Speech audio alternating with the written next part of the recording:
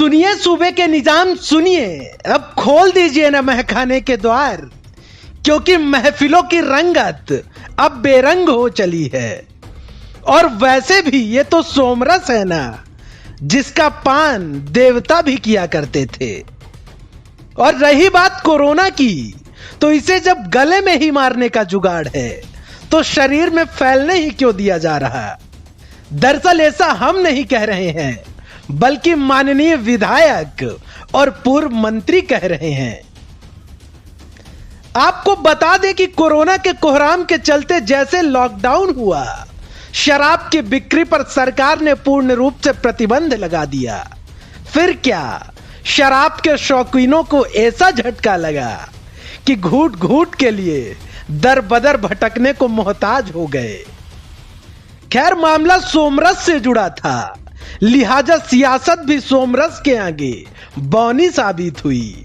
और एक सुर में गहलोत सरकार के विधायक भरत सिंह, भाजपा नेता भवानी सिंह राजावत और कम्युनिस्ट पार्टी के विधायक बलवंत पुनिया एक साथ खड़े हो गए और सूबे के निजाम से कहने लगे, इंतहा हो गई हुजूर, इंतहा, अब तो सोमरस के द्वार खोलिए।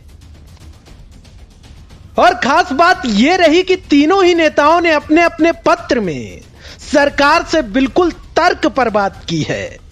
गहलोत सरकार के मौजूदा विधायक और पूर्व मंत्री भरत सिंह ने पत्र में लिखा है कि शराब की दुकानें बंद होने से हथकड़ और अवैध शराब का कारोबार चरम पर है, लिहाजा दुकान खुलनी चाहिए। साथ ही तर्क भी दिया गया है कि जब कोरोना वायरस हाथों को शराब से धोने पर साफ हो सकता है, तो पीने वाले के गले से वायरस ही साफ होगा। हथकड़ शराब पीकर जान गंवाने से तो यह कहीं अच्छा है।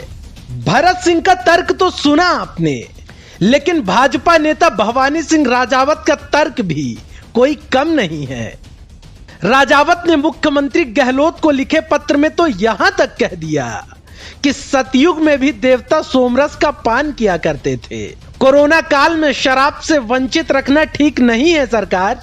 बड़े बड़े महापुरुष और देवता जब युद्ध में जाते थे तो युद्ध से पहले दुश्मनों के नाश के लिए सोमरस का ही सेवन किया करते थे। उन्होंने कोरोना से लड़ाई के लिए मदिरा पान को जरूरी बताया है। कुल मिलाकर सोमरस की दुकान खोलने की मांग अब परवान चढ़ने लगी है। और यह कोई राजस्थान में ही नहीं, बल्कि अन्य राज्यों में भी जनप्रतिनिधियों ने इसकी पुरजोर मांग की है। खैर, अब यह देखना होगा कि माननीयों की इस पीड़ा का सरकार क्या इलाज निकालती है। Bureau report, the fact India.